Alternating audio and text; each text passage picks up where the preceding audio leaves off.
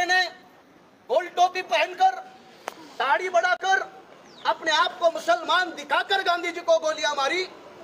और गांधी हत्या के बाद भी हमारे देश में कत्लेआम हुआ, लाखों मुसलमानों को मौत के घाट उस समय भी उतारा गया। और आज भी जगह जगह पर धर्म के नाम पर, मजहब के नाम पर बहुत बड़े पैमाने पर दंगे और फसाद देश के कोने कोने में करवाए जा रहे हैं। और जो दंगे फसाद करवाने वाली ताकतें हैं वो बड़ी बेशरम ताकतें हैं, वो डर नहीं पा रही है। हालांकि इंडियन पिनल कोड में 295A नाम का एक एक्ट है जिसको हम हेट स्पीच एक्ट के नाम से जानते हैं, लेकिन उसके बाद भी ये बदमाश रुकने का नाम नहीं लेते हैं। इसलिए बाबा साहब अम्बेडकर जी ने पहल किया है। बाबा साहब अम्बेडकर जी के नेतृत्व में महाराष्ट्र में ऐसा कानून बनाने के लिए हमने प्रपोजल रखा है। साथियों, आप सबको यह मालूम होना चाहिए कि विषय कितना गंभीर है। फ्रांस नाम का एक देश है और फ्रांस की राजधानी पेरिस। इस पेरिस में एक मैगजीन निकलता है, उस मैगजीन का नाम है शार्ली हेब्दो नाम का एक मैगजीन निकलता है। काफी सारे लोगों को यह पता नहीं होगा।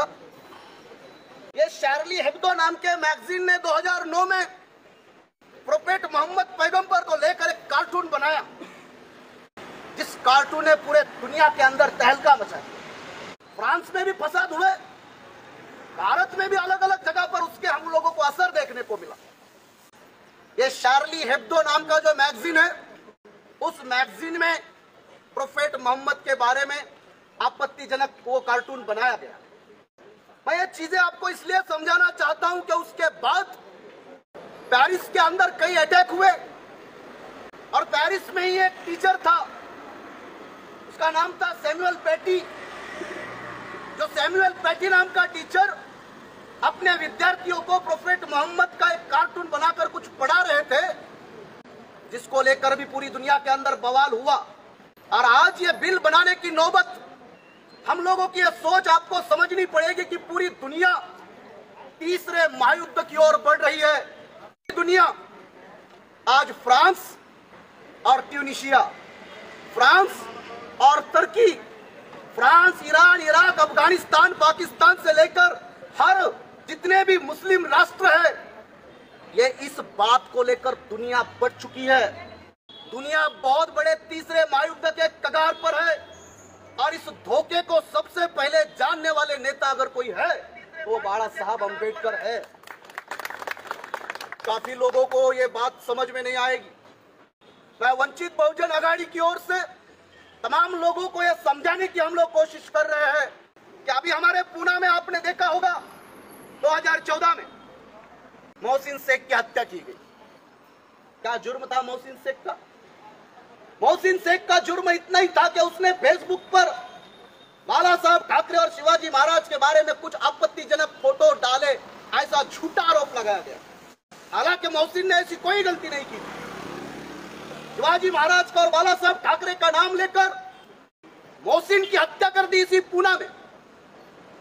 हमारे देश में झारखंड नाम का एक स्टेट है, झारखंड में 22 साल का नौजवान तबरेज अंसारी को बांधकर पीटकर मारा गया और उसको पीटने वाले लोग उसको बोलते थे जय श्री राम बोल, जय श्री राम बोल। यही बात हरियाणा के आसिफ के साथ की गई। भगवान श्री राम जी का नाम लेकर मुसलमानों को पूरे देश के अंदर मारा जा रहा है। इसलिए इस कानून की डिमांड करने के लिए, वकालत करने के लिए वंचित बहुजन आघाड़ी आज मैदान में आई है। भगवान श्री राम का नाम लिया जाता है। मैंने अभी अभी देखा कि दिवाली में जो पटाखे बनाए जाते हैं, कुछ पटाखों के ऊपर माता लक्ष्मी का फोटो छपवाया गया, लक्ष्मी बम। कुछ पटाखों पर भगवान गणेश का फोटो छपवाया गया, गणेश बम। और ये पटाखे एक मुसलमान दुकानदार बेच रहा है तो उसको भी पीटने का काम हुआ। मध्य प्रदेश में हुआ, राजस्थान में हुआ। तो किसी भी भगवान का नाम लेकर, किसी भी भगवान का फोटो लेकर महाराष्ट्र और देश में जो फसाद चल रहे हैं, उसको रोकने का कानून बनाने के लिए बाला साहब अम्बेडकर आगे आए। महाराष्ट्र में एक मराठी सीरियल चलता है, महेश कोठारे उसको चलाता है। सुख म्हणजे नेमकं काय ते मराठी सीरियल, सुख म्हणजे काय असतं?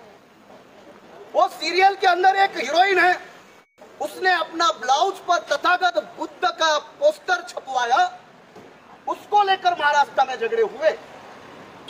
बाबा साहब अम्बेडकर के पुतलों का विटंबन, चाहे बर्दापुर हो, खेड़ हो, मालेगांव हो, बाबा साहब अम्बेडकर के पुतलों का विटंबन महाराष्ट्र में आए दिन चल रहा है। नांदेड़ जिले में गौल नाम का गांव है, उस गांव में अन्ना बहु साठे की प्रतिमा खड़ी की गई और उन कुछ लोगों ने, कुछ बदमाशों ने अन्ना बहु साठे की उस प्रतिमा को गिराने का काम किया। उसको लेकर भी महाराष्ट्र के कोने कोने में काफी लोगों के बीच में तनाव हम लोग देखते हैं।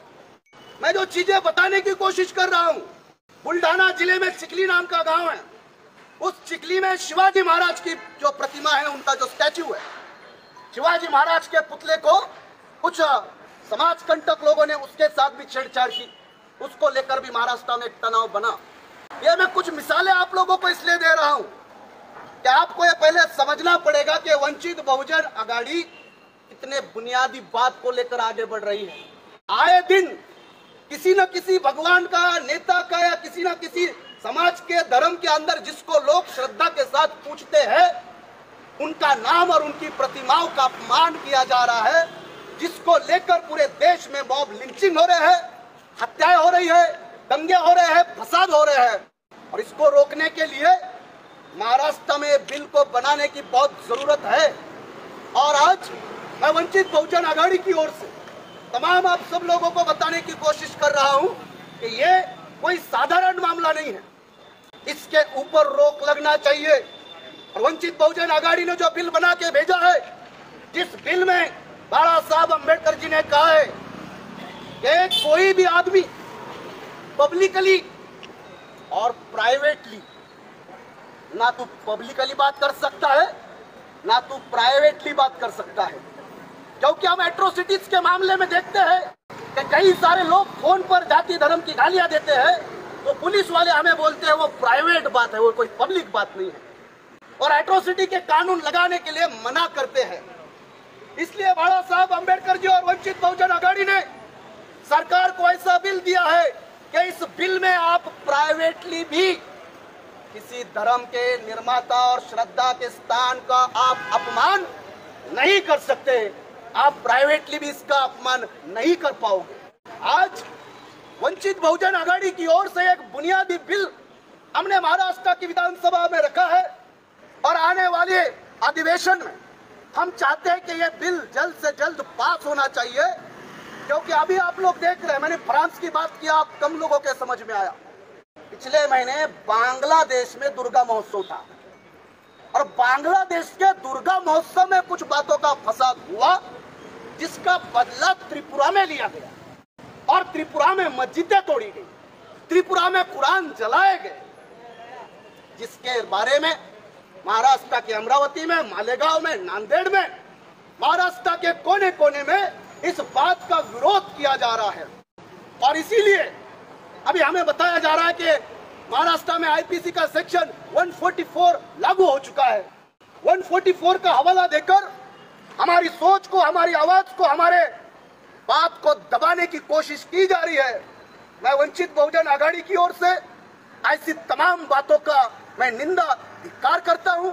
और महाराष्ट्र में जो चल रहा है धर्म और मजहब के नाम पर जो गंदा खेल नरेंद्र मोदी और भारतीय जनता पार्टी खेल रही है, आपने देखा होगा उत्तर प्रदेश में भगवान श्री राम के मंदिर का शिलान्यास किया गया है, उसके बाद भी भारतीय जनता पार्टी अभी हिमाचल प्रदेश का बाई इलेक्शन हार गई, उसके बाद भी भारतीय जनता पार्टी दादरा नगर की हवेली की लोकसभा चुनाव हार गई, उसके बाद भी भारतीय जनता पार्टी चुनाव हार रही है।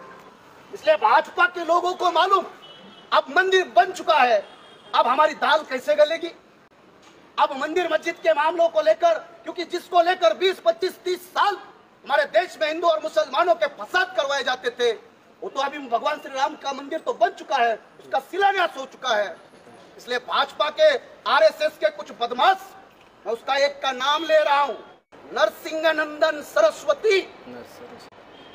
नरसिंहानंदन सरस्वती, जो नरसिंहानंदन सरस्वती नाम का बदमाश प्रोफेट मोहम्मद पैगंबर को लेकर इतनी बुरी और इतनी निचली सोच रखता है और पूरे देश में भोंक रहा है, ये की गलत। नरसिंहानंदन सरस्वती जैसे पूरे देश में मोहम्मद पैगंबर साहब के नाम को लेकर, इस्लाम को लेकर ऐसे कई है। मैं एक का नाम इसलिए बता रहा हूँ क्योंकि वो अभी भी खुले सांड के जैसा घूम रहा है, उसके ऊपर कोई एक्शन नहीं हो पा रहा है। इसलिए वंचित बहुजन आघाड़ी चाहती है मजहब कोई भी, धर्म कोई भी हो, किसी भी धर्म और मजहब के श्रद्धा स्थान और प्रेरणा स्थान के ऊपर किसी भी लेवल का अपमान नहीं होना चाहिए। और साथ ही साथ मैं मेरी बात को खत्म करने से पहले महाराष्ट्र सरकार को यह बोलना चाहता हूं, हमारे देश में एक स्टेट है केरला, जिस केरला में 8% मुसलमानों को एजुकेशन में रिजर्वेशन दिया गया है। हमारे देश में कर्नाटका है, बिहार है। बिहार के मुख्यमंत्री जब कर्पूरी ठाकुर थे, कर्पूरी ठाकुर ने बिहार में मुसलमानों के अनेक जातियों को ओबीसी का आरक्षण दिया। जब हमारे कर्नाटक में हेगड़े नाम के मुख्यमंत्री थे, कर्नाटक में मुसलमानों को रिजर्वेशन एजुकेशन में दिया। आज तेलंगाना में रिजर्वेशन है एजुकेशन में। महाराष्ट्र सरकार को वंचित बहुजन आघाड़ी की ओर से ये हम हवाला देके बोल रहे हैं कि जब केरला में मिल सकता है, तेलंगाना में मिल सकता है, आंध्र प्रदेश में मिल सकता है, मुसलमानों को शिक्षा के क्षेत्र में आरक्षण ऐसे प्रदेशों में मिलता है जिन प्रदेशों में गलती से भी कांग्रेस और भाजपा की सरकार नहीं बनती। ये भी मुसलमानों ने समझने की जरूरत है। केरला, तमिलनाडु, आंध्र, ये ऐसे राज्य है गलती से भी यहाँ पे कांग्रेस और भाजपा की जिंदगी में आज तक कभी सरकार नहीं बनी, और ऐसे स्टेट में मुसलमानों को आरक्षण मिल रहा है।